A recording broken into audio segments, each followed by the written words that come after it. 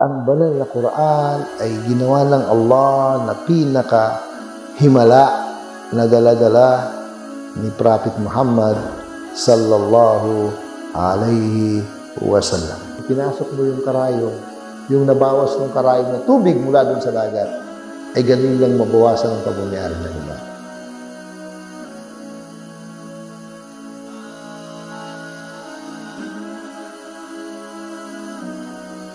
Bismillahirrahmanirrahim. Alhamdulillahi Rabbil Alamin. Wassalatu wassalamu ala ashrafil anbiya wa sayyidil mursalin nabiyyina Muhammadin wa ala alihi ajma'in. Amma ba'd. Assalamu alaikum warahmatullahi wabarakatuh. Mga mahal po namin na mga kapatid at mga giliw namin na taga-subaybay, ipagpatuloy po natin ang mga katibayan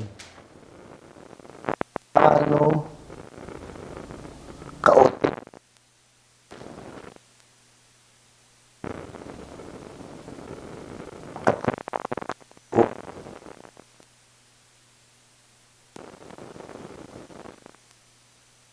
lahat mga kapatid.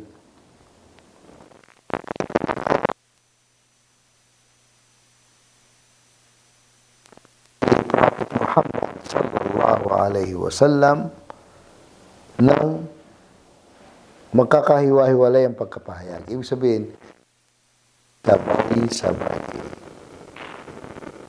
Hindi ang minsan lang o once. Hindi. Ito'y sa loob ng 23 taon. Sa loob ng 23 taon, ipinahayag ng Allah ang banal na Quran. 3 taon sa Makkah at 10 taon sa Madina. Allah subhanahu wa ta'ala sa banal na Quran kay Prophet Muhammad sallallahu alaihi wasallam. At ganito ang sinabi ng Allah sa Suratul Isra, Surah 17 at ayah 106. Ganito ang pagkasabi ng Allah subhanahu wa ta'ala, ba'da a'udhu billahi minasyaitanir rajim, wa Qur'anan faraqnahu litaqra'ahu 'alan nasi ala mukth. Ang banal na Quran ay pinaghiwa-hiwalay namin ang pagpapahayag nito. Hindi sa sabay-sabay. Anong dahilan? Litakrahu ala nasi ala mukth. Upang mabigkas mo siya, may hayag mo siya sa mga tao ng dahan-dahan. Dahan-dahan, depende sa sitwasyon, depende sa pangangailangan, depende sa tao, depende sa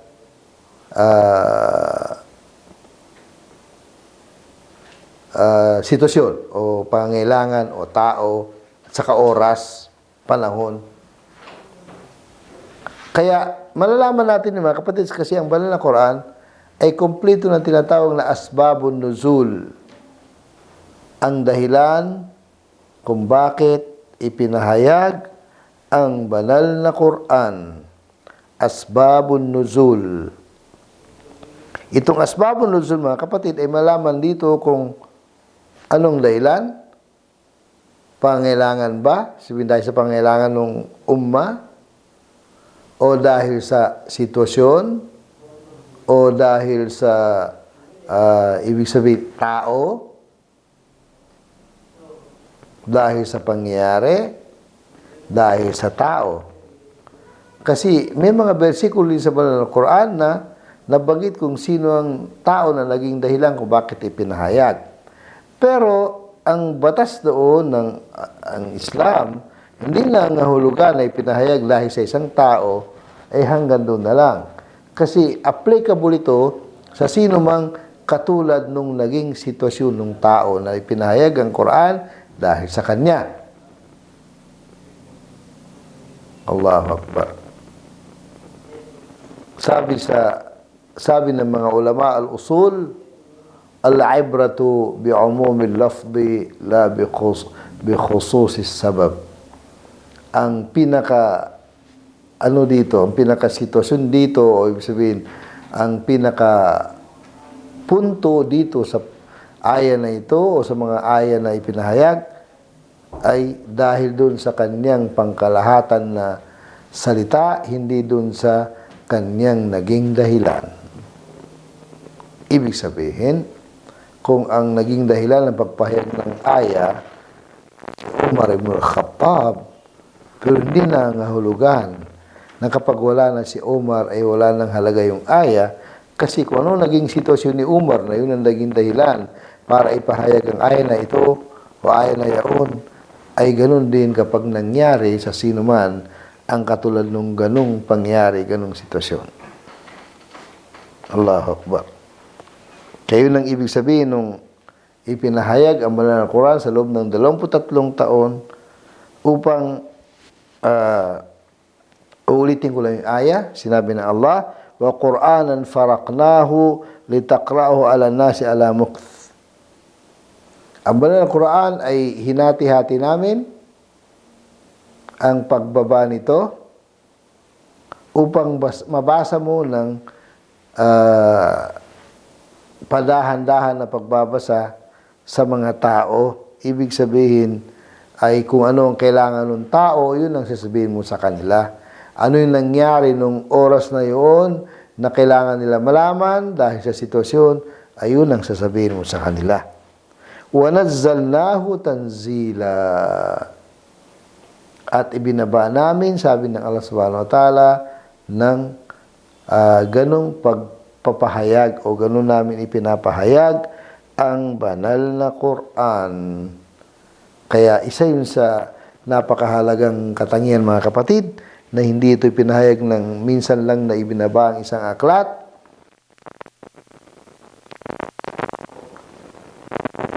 Sa pangailangan.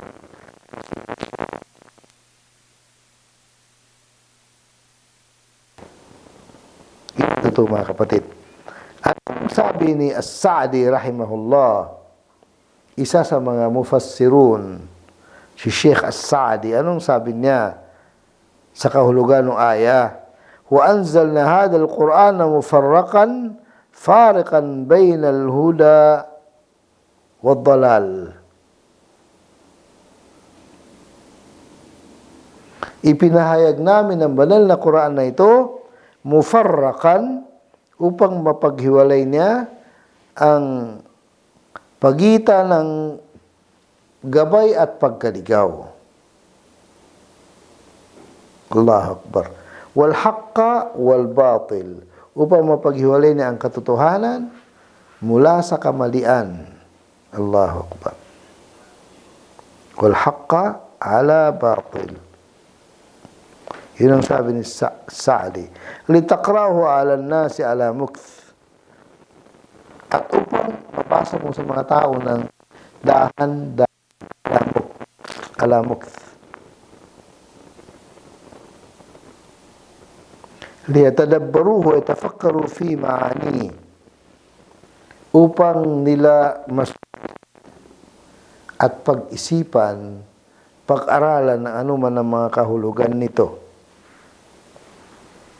Wa yastakhriju 'ulumahu, at upang isa-isa nilang ilalabas ang mga kaalaman na idinudulot o daladala nito.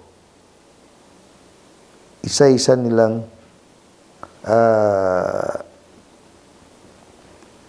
nilalabas ang mga kaalaman, mga kahulugan. Allahu Akbar. Wa nazzalnahu tanzila. Ito sa paliwanag ni Sheikh As-Sa'di, Abdurrahman As-Sa'di, ay shay'an fa shay'an, at pakonti-konti ang pagpapahayag namin, pagbaba namin ng banal na Quran, mufarraqan fi 23 sana, na kung saan ito'y pakonti-konti na magkakahiwalay sa loob ng 23 taon. Yun ang paliwanag ni Sheikh As-Sa'di rahimahullah. وَنَزَّلْنَاهُ تَنْزِيلًا ay shay'an fa shay'an. Ibinaba namin ang banal na Quran ng pakonti-konti sa loob ng 23 taon. Allahu Akbar. Ngayon, yun yung paliwanag ni Sheikh As-Sa'di rahimahullah. Ngayon, isa sa mga palatandaan ng katibayan ng banal na Quran na siya ay authentic at siguradong nagmula sa Allah ay itong ipinapaliwanag natin na marami na naipaliwanag natin. Ito ay pinangalagaan ng Allah subhanahu wa ta'ala ang banal na Quran upang ibaba niya sa pamagitan nito ang mu'ajizat, mga himala na nagmumula sa banal na Quran. Tatahaqqaqu ila yawmina hada. Ibig sabihin, patuloy na natutupad ang mga himalang dala-dala ng banal na Quran hanggang ngayon. Actually, totoo mga kapatid. Tuloy-tuloy na natutuklasan ng mga mag-aaral, lalo-lalo na yung mga talagang sila ay mga dalubhasa. Tuloy-tuloy ang kanilang pagsusuri sa banal na Quran at bawat naiintindihan nila ay nakikita nila na ito ay naisakatuparan. Allahu Akbar. Kaya naisa sa katuparan ang mga himala na niluloob ng banal na Quran. Allahu Akbar. Allahu Akbar mga kapatid. Naisa sa katuparan? Opo, naisa sa katuparan. Na kung saan, sa pamamagitan nito, ay napangalagaan ng Allah subhanahu wa ta'ala ang banal na Quran sa mga puso ng mga Muslim, pareho rin ng mga puso na sa kanilang pagkakaunawa o sa kanilang pagkasaulo nung mismong banal na Quran. Liyazdadu imanan, upang lalong madadagdagan ang kanilang paniniwala na ito ay aklat na mula sa Allah. Ibig sabihin sa pamagitan ng mga himala na lumilitaw mula sa mga kaalaman na idinudulot o inilalabas ng mga scholar sa kanilang pagkakaintindi sa banal na Quran, ay nalalagdagan ang kanilang pananampalataya na ito'y aklat na mula sa Allah. At upang madagdagan naman lalong higit sa mga walang pananampalataya na ang Quran ay isang aklat na naghahamon sa kanila.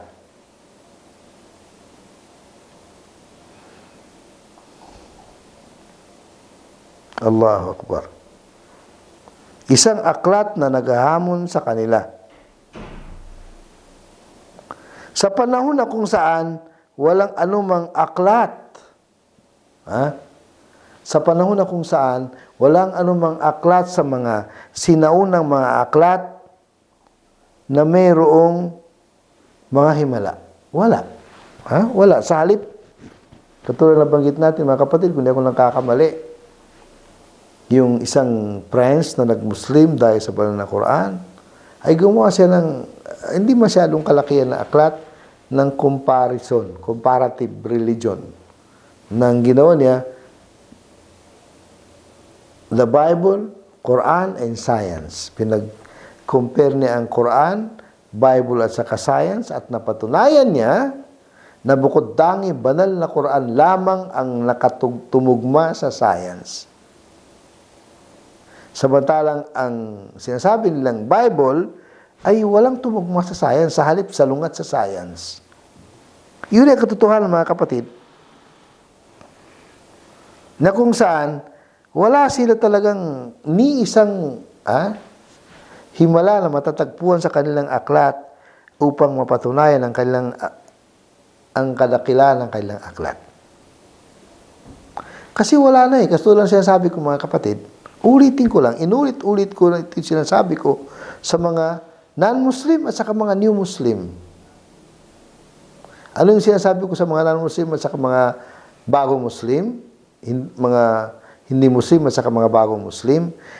Inuulit-ulit ko na ibig sabihin, ang aklat niyo na pinanghawakan niyo, hindi na yun yung aklat na galing sa Diyos. Kasi ang aklat na galing sa Diyos, yung nakasulat sa wika ng propeta na pinagkaluban ng aklat.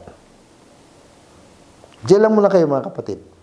Pagpatuloy po natin, jazakumullah khair.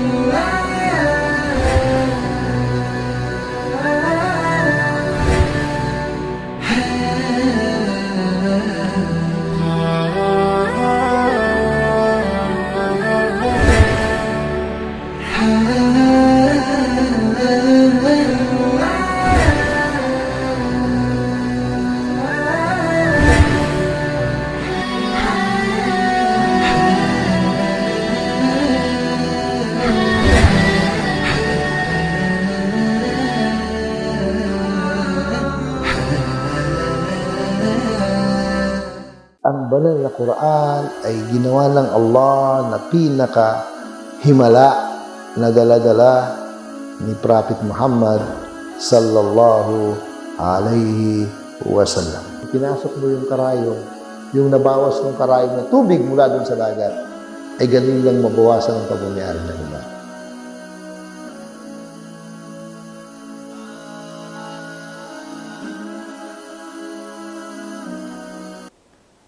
Mga kapatid, sa totoo lang, napakaraming katibayan. Ngayon, andito tayo ngayon sa kung paano naisaulo ng mga sahaba ang banal na Quran. Kung paano naisaulo ng mga sahaba ang banal na Quran, ay nanatili na naisaulo ng hundreds of persons mula sa mga sahaba ang banal na Quran. Allahu Akbar. At ganun din naisulat sa mga balat ng tupa at saka iba pang pinagsulatan sa panahon ni Abu Bakr. Allahu Akbar. Ibig sabihin, mula nung ipinahayag ang banal na Quran na kung saan ito ay naisaulo ng hundreds of sahaba. Sabihin, hundreds sa mga sahabang nakasaulo.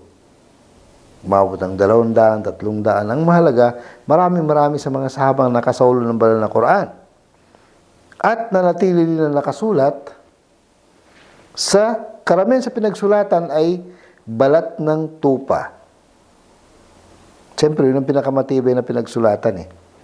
Hanggang sa panahon ni Abu Bakr radhiyallahu an. At hanggat sa nangyari ang tinatawag na hurubur ridda, ang pakipaglaban ng mga sahaba sa mga nagmurtad. Anong klase ng mga nagmurtad? Karamihan sa mga nagmurtad, mga kapatid, ay hindi sila nagbabayad ng zaka. Itinigil nilang pagbabayad ng zaka. Dahil ang katuwiran nila, ang may karapatan lang na kumuha ng kanilang zaka ay si Prophet Muhammad sallallahu alaihi wasallam. At dahil sa wala na, namatay na si Prophet Muhammad sallallahu alaihi wasallam, wala na mangungulekta ng zaka, ayun ang kanilang naging katuwiran. Allahu Akbar. At dahil doon sa pangyaring ngayon, na maraming namamatay doon sa pakipaglaban na yun, natakot ang mga sahaba, lalo-lalo na si Abu Bakar radhiyallahu an, na mamatay yung mga nakasaulo ng Quran. Tingnan niyo kung paano sila, Allahu Akbar. Natatakot si Abu Bakar. Actually, unang-unang natatakot ito si Omar. Ito yung idea ni Umar bin Khattab ayon sa kwento. At ganoon din, nung naipaliwanag ni Abu Bakar, o naipaliwanag ni Omar kay Abu Bakar, ang nais niyang mangyari, ay napasang-ayon niya si Abu Bakar at natakot na rin siya na baka maubos ang nakasaulo ng Quran, ay wala nang magtistigo doon sa mga nakasulat. Tingnan mga kapatid kung paano inaalagaan ng banal na Quran. Magkukwento na tayo ng konting kwento. Sa Hurubur Ridda kasi, meron lang namatay na, kung hindi ako nagkakamali, more than 70. More than 70 sa mga sahaba na nangamatay. Allahu Akbar. Dahil doon, ay natakot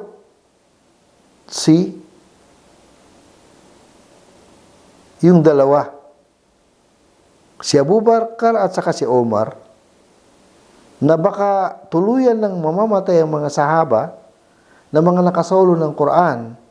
Natakot sila na mawala ang Quran. Natakot sila na mawala ang Quran. Kasi yung nakasulat, nandun na yung nakasulat na yun, kaso nga lang kasi, kailangan dun sa nakasulat, may mag-witness, mayroong magtestigo na yung nakasulat ay yun na yun. Sino magtestigo dun sa mga nakasulat na lahat kasi may tagasulat kasi si Prophet Muhammad sallallahu alaihi wasallam, may 100 na tagasulat ng Quran. Tuwing ibinababa ang wahi ay mayroon sumusulat nito para kay Prophet Muhammad sallallahu alaihi wasallam at para sa mga Muslim. The same time, sinasaula, katulad sabi natin sa mga naunang paliwanag natin, na kung saan pinuprosige ng Propeta sallallahu alaihi wasallam na may saulo nila ang Quran sa kanilang memorization, may memorize nila ang Quran. Bukod doon, isinusulat pa. Siyempre kasi, para maging matibay yung nakasulat, kailangan testigo yung mga nakasaulo. Dalawa, naisulat sa pinagsulatan noong panahon na yon, karamihan ay balat ng tupa, at naisaulo ng mga sahaba. Kaya yun ang nangyari sa dami ng mga namatay sa mga sahaba, yung mga nakasaulo ng Quran. Natakot yung dalawa, si Umar at saka si Abu Bakar, na baka mamamatay lahat. Sino magiging witness dun sa nakasulat?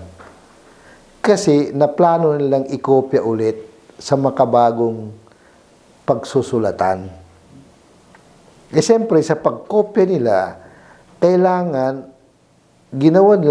meron dalawang witness. Ibig sabihin, ikukopya nila yung Quran mula doon sa pinagsulatan, sa panibagong pagsusulatan, na panibagong, sabihin yun ay, hindi ako sigurado, pero sa tingin ko parang na rin makabago na ng konti, kasi panahon na ni Abu Bakar. Pagkatapos, sa paglipat ng Quran, mula sa pinagsulatan nung panahon ng propeta sallallahu alaihi wasallam tungo doon sa panibagong pagsusulatan ng Quran, ay kailangan bawat kopya nila ng bawat sura, bawat kabanata, ay mayroong testigo dalawa. Ibig sabihin, ang taga-kopya si Zaid ibn Thabit, siya ang napagkasunduan, na taga-sulat, kasi magaling siya talagang sumulat. Na nag-umpisa siya ng bata pa lang siya, marunong siya talagang sumulat. Kaya siya ang taga-sulat, yung ikukopya niya, isusulat niya doon sa pinagsusulatan, mula doon sa isinulat nung panahon ni Prophet Muhammad sallallahu alaihi wasallam, hindi niya isusulat kung walang testigo na dalawang nakasaulo ng Quran. Kaya dahil doon sa pagpapatibay ng paglipat ng Quran mula sa pinagsulatan sa panahon ni Prophet Muhammad sallallahu alaihi wasallam, ay kailangan lang bawat pagsusulat ay mayroong dalawang testigo. Allahu Akbar. Tingnan niyo kung paano nila naisip ito para maging maganda ang pagsagawa ng pagsulat na ito, na sigurado sila na authentic. Kaya ganun nangyari. Sa Hurubur Ridda, ay dahil nga sa marami nang namatay, ay sa panahon ito ni Abu Bakar, doon nila naisipan, actually malapit na mamatay si Abu Bakar nito. Sa pangalawang taon na ng kanyang pamumuno, kasi nakadalawang taon lang naman siya. Na ginawa itong pagsusulat na ito. Kaya ganun ang pagsulat na kanilang ginawa, kasi yun nga, natakot sila na mawala ang Quran sa pamagitan ng pagkawala ng mga nakasolo nito. Kaya dahil doon, yung mga kilalang mga sahaba, yung mga matatanda nila, yung mga matatanda sa mga namumuno sa kanila, ay nagpulong-pulong para kunin ang kanilang idea kung pwede bang ilipat ang Quran mula sa Allahu Akbar.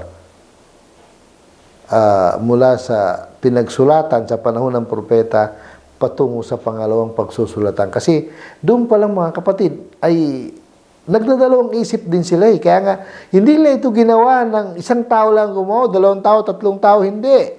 Buong mga kilalang mga sahaba, kilalang mga tagasunod ni Prophet Muhammad sallallahu alaihi wasallam sa mga panahon na iyon, ng mga natira sa kanila, sila yung nagkasundo lahat na ilipat ang Quran. At ganun ang kanilang napagkasunduan. Bawat ilipat na kabanata ng banal na Quran ay mayroong testigo na nakasaulo. 2 tao na nakasaulo na testigo doon sa paglilipat, pagsasali ng banal na Quran. Allahu Akbar.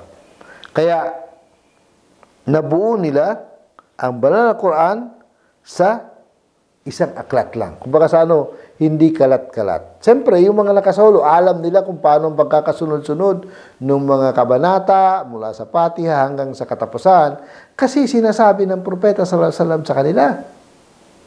Kaya alam nila na unang kabanata, unang sura ay ganito, pangalawang sura ay ganito, pangatlong sura ay ganon. Alam nila yun eh. Hindi yung lingid sa kanilang kaalaman. Kaya yung mga nakasaulo, alam nila yun.